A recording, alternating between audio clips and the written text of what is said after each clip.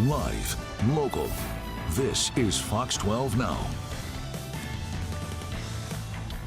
Hello, welcome back to Fox 12 Now. I'm Greg Nibbler, as always. I say it every time, but I appreciate you joining in, whether you're watching live here from the Fox 12 Oregon newsroom or you're watching afterward on YouTube or website or apps.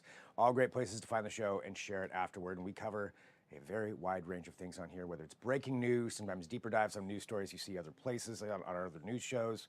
We can expand on those, and sometimes it's feature interviews like the one that we're going to be doing right now, and that is with Yvie Oddly. So Yvie Oddly was the winner of RuPaul's Drag Race Season 11. She was also on an all-star version of that and has done a lot of other things, including becoming an author. And that is what we're going to be talking about, her new book, All About Yvie. She was actually here in town late last week promoting that event, but then, just promoting the book in general. And so she was able to stop by the studio, which was really nice to have just a conversation about her life, about her viewpoints on some things, and about drag queens in general. So we cover quite a bit during this interview. And she was here, like I said, in studio with us. We start off talking about how all of her luggage essentially was lost on the plane coming over. I think they did end up finding it, but when she showed up, she had just come from almost missing a flight and then luggage lost. So that was what was happening. If we make any references to that at the beginning of the interview, that just gives you a little bit of context for that. But let's jump right into it here. This is Yvie Oddly on Fox 12 Now. All right. Yvie Oddly here, joining us right now from the airport. We're not at the airport. Right? No, but right from it. Right from the airport, here in studio. And, I want to say thank you so much for coming in and joining us here today, to sit down and talk. I know you're super busy. We got to talk about your book. We got to talk about everything that you have going on. But what I always like to do is just find out a little more, from the beginning. Like starting off with, let's say, RuPaul's Drag Race. When was it you knew you were going to get on, and what was that feeling like at the very beginning when that first happened? I never knew I was going to get on. I always maybe kind of brattily felt as if I deserved to. That's good. So you had confidence right in the beginning. Yeah. From the second I started drag, I started doing drag specifically because I saw it as this way to transform the art that I was already doing and bring it to a place where people, not only can look at the art, but can touch the art, feel the art, hear the art, see it, so. Something visceral that's right there. Exactly, went to the clubs. Yeah. What's more memorable than a nightclub? Right. Yeah, exactly. So you started in that, what was the feeling for you? And just to understand that side, once you found that avenue for your art of drag, and you're doing that in front of, getting that feeling, getting that reaction, what did it feel like for you? It was liberating, specifically to realize that I had the power to take all of these things I'd been drawing and dreaming my whole life and become them, to see that all of the slightly strange proportioned bodies I'd ever drawn in art school, or all of these fictional superheroes I would make up, were actually just how I wanted to walk through the world. And I thought I had to wait for some magical mutant abilities to develop, or to get some become an X-Men. Yeah, some owl in the mail or something, to tell me, hey girl, you're special. But drag was actually just the key to unlock that within myself. Some time later, but but it showed me, no, everything you've ever felt about yourself is right. You should feel beautiful. You should feel as if you're able to express yourself however authentically you feel that day. Yeah, and that allowed you to do that, and allowed you to get out there and obviously now inspiring others as well, which we're going to get to that side of things. But still, going back to, with RuPaul and the Drag Race and winning that season 11. You go through all that, you're competing, you have got everybody else on there. What's the first thing you think of once you find out? Honestly, my mind went blank. It took me, I want to say, years to really actually start to feel like I won, to feel the fantasy of, wait, that's right. Not only was that show not a dream, not only was all of this bigger than something intangible, but you actually somehow tricked them into crowning you. So you still feel like you tricked them into it. I mean, I actually, if I had to answer honestly, the closest feeling I had right after I won was being like, "Oh, I got away with murder!" I tricked everyone into thinking that I'm the best drag queen, and so it just felt like, I don't know, the reality of what I was living didn't catch up, and I said, it took a couple of years for me to understand exactly like the imposter syndrome I was really fighting with, and once I started to look that straight in the eye, I wrote a book. Yeah. I mean, why not, you know? I mean, well, and I think that imposter syndrome is something that a lot of people deal with, too. You know, I mean, it doesn't matter where it is. So I think it's refreshing to know that you were feeling that, even though, you know, it wouldn't necessarily come through on screen. I mean, but it's still there. It's still there every day. That's the weird thing about it, is I think if you've ever doubted yourself, there's going to be another moment in your life where you do doubt yourself. But the beauty of at least having some time between that last moment and now is being able to realize that, you know, the only power that comes behind that is the power that you put into it. So if you continue to doubt yourself, you're going to continue to receive those sorts of results.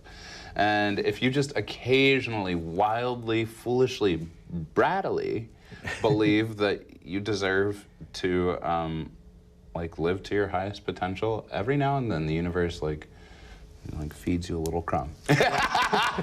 Hey, you know, that's a great thing to have, you know? Take those crumbs. Well, you've gone from, you know, from that success and obviously now, you know, internationally famous and all of that, and the book. Let's go to the book. So what was it that really inspired you to write this? I mean, 'cause that's a big leap. It's a huge leap. It's a huge leap. Specifically, the undertaking of like sitting down and going through a whole life that, you know, you usually just only pick out necessary moments from. But I felt like I had to, because at this point, when I had decided to write the book, I had already gone through Drag Race twice. I'd already shared my story through reality television.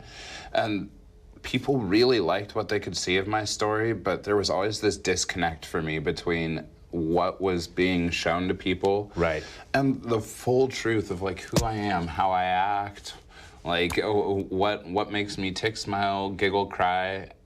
And instead of trusting any more reality TV, I trusted a Canadian. I had trusted Michael, who seemed interested in my story from day one, and came to me about the prospect of being the nice little lady to document everything that made me me. Wow. I mean, to start off that process, I mean, I imagine that's a lot of, you know, a lot of introspection, a lot of thinking about how you start something like, how do you tell your own story? I mean, it seems like maybe from the outside that might be, oh, you know, it's my story, but I bet putting it down onto paper, that's a lot more challenging. I mean, I would really imagine so. Thankfully, I only did the telling my story part. Yeah. Michael actually had to piece it together. That's still telling it can be a work too. You know, it is, but I've never been shy, especially about sharing how I feel and my perspectives and my experiences. So the scariest part about it all for me was once it was done, once I had already gotten the word vomit out, and being like, oh my gosh, am I really gonna tell everybody like what my favorite color is? Not obviously that, but. Spoilers for the book there. So you got over that part and got that out there. And, you know, now you're touring around. You know, you're sharing this book. I mean, you're touring all over all the place all the time, as apparently we started off. Yvie apparently lives at an airport somewhere. I live at an airport near you. An airport near you. You know, what's the reaction like for people to get to know this side of you and getting to read the book and understand, as you were kind of saying, the full picture? I mean, it's everything I'd hoped it would be. I know that anytime I share a bit more of myself, you know, as much as I make that public property, as much as I make that something for other people to digest, it also is helping other people realize the situations they're in, the perspectives they have about things, and I've already gotten to see it, you know, change people's lives, and not even just externally, not just the people who will run up and tell me.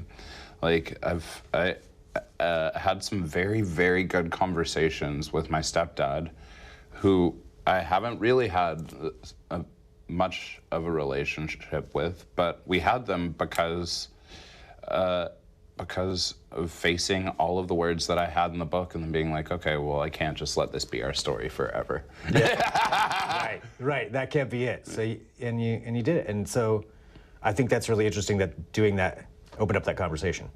Already, Yeah. it's changed my life. It's changed his. I text him back now occasionally. Wow. So big change. Well, I mean, that's a good. That sounds like a positive thing. I don't know. Right. Well, I've got a couple of questions here about this. So one, going back to you talking about how it was freeing for you to be in drag and to express your art the way you want to express it, and that helped you open up to have that opportunity to do that. And I want to just ask this because of, obviously there are people who do not understand the drag community.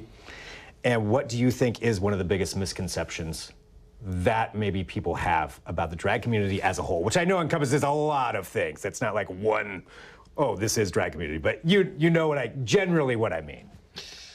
I think the biggest misconception that people have about the drag community as a whole, and there are always exceptions to the rule, but I think the biggest misconception is that we care at all about your children, your sacred beliefs, your like crashing your everyday perfect world. Darling, I'm just trying to live my most selfish, authentic life. Like, that's what drag queens are about. I think if anyone wants to learn anything about the drag community, observe a drag queen in front of a mirror. Like, I think it is magical to see somebody pour that much love into themselves, but everybody who's tried to politicize us, make us anything bigger than somebody who's trying to learn how to be in love with themselves, like, yeah, you need to go look in a mirror too, I guess. Yeah. I think just that's not mine. Yeah, because you're using glued that right mirror. there. Yeah, number one rule. Well, okay. The other part to that too is to other people out there, maybe younger people, or honestly, I guess it could be of any age, whoever it is out there who has not been able to be themselves, has not been able to be, as open as you are and being yourself and finding what you love about yourself and all that. Somebody else who maybe is struggling with that, what would your advice be to them? The thing I hated the most when I was younger, which is be patient. Like, obviously, take risks, do what feels right to you, scare yourself, try new things. All these seemingly opposing ideas are what I would give out, but the biggest thing is just know that no matter what you do, no matter how much life you live, in time, you're going to see more, you're going to do more, you're going to be more, and hopefully you'll be able to surround yourself with people who cherish you for existing as authentically as you do. Yeah, wow, I mean, that's amazing advice right there. And obviously you're doing a pretty good job at this. So going back to the book, you know what you're doing. Going back to the book, I want to let everybody know, we're going to tell everybody where and how they can pick it up and go see you as well. But what is the biggest thing you would like somebody to take away after reading your book? That I don't know. That's like a terrible answer for your question, but no, that's an authentic answer. But that I don't know. I don't know what the future is. I don't know how I'm going to express myself. I don't know how I'm going to deal with the traumas I have tomorrow. But that's kind of the most thrilling part of life for me right now is that I'm very good at living in the moment. I'm very good at looking at whatever today is on my schedule and being like, well, this is literally all I can grasp. And there it is. I mean, And that it's okay not to know. It's okay to just live and feel and dream and try and remember that before you were whatever big old grown age you are now, you were a very small age where every day was a whole lifetime. And embrace the unknown. wow. I mean, I think a perfect example of that is just behind the scenes, Yvie's luggage got lost flying into town. And to me, I would be worried about that. And you showed up and I'm like, oh, sorry about your luggage. You're like, eh. Whatever. I had already spouted out all of my frustrations Okay, maybe into that was- the maybe universe. that already happened, I think yeah. it's okay to be upset, you know? It's okay to take the knocks life gives you, but at the end of the day, at some point, you're gonna just have to stop being angry about the things you can't change. Yeah. You can't find them on the airline somewhere yourself. So. They won't let me, I tried. Well, for everyone watching, you know, when, where, however they are, how can they get your book? You can go to a website I have specifically for the book called allaboutYvie.com. Nice. The spelling is really complex. It's like the English words all about and then Yvie, which is where things take a sharp left. So Google different ways that you can spell out however Yvie spells. And then, yeah, that's where you can, it'll have like a million different links for where you can sneak the book. It's on the black market. Oh, wow. I'm working on doing not an audio book, but an audio format because I don't like the rules that were already established in a system. I want to know what that is, but I'll have to wait. I'll have to wait to find that out. Well, Yvie, thank you, for coming in here and spending a little bit of your time, your day, your adventure in life in here with us. I really, really appreciate it. Thanks for accepting me. Thanks for taking me in out of the heat for a minute. Yeah. All right, so there we go. Yvie Oddly right here on Fox 12 now. So thank you, everybody, for joining us for that. And again, that's part of what we get to do here is have conversations, extended conversations sometimes, covering such a wide range of topics. And when somebody's able to be in town and come in the studio, that's always an even added bonus to learn a little bit more and have an in-person conversation. But we are here regardless every weekday from 1 p.m. to 4 p.m. So always here bringing you cutting edge, whether it's stories like that or breaking news or deeper dives, we do cover everything with Fox 12 now. So if you have an idea for a segment, I can't guarantee we can do something on it, but please, by all means, send me an email. That's fox12now@kptv.com, fox12now@kptv.com. Sometimes it works out, sometimes it doesn't, but please, if there, even if you see something on one of our other news shows and you're like, hey, I'd like to hear from that reporter more, maybe a little bit of a longer segment, well, we can get those reporters on here as well and maybe give them a little more time to talk about what they've been researching and looking into.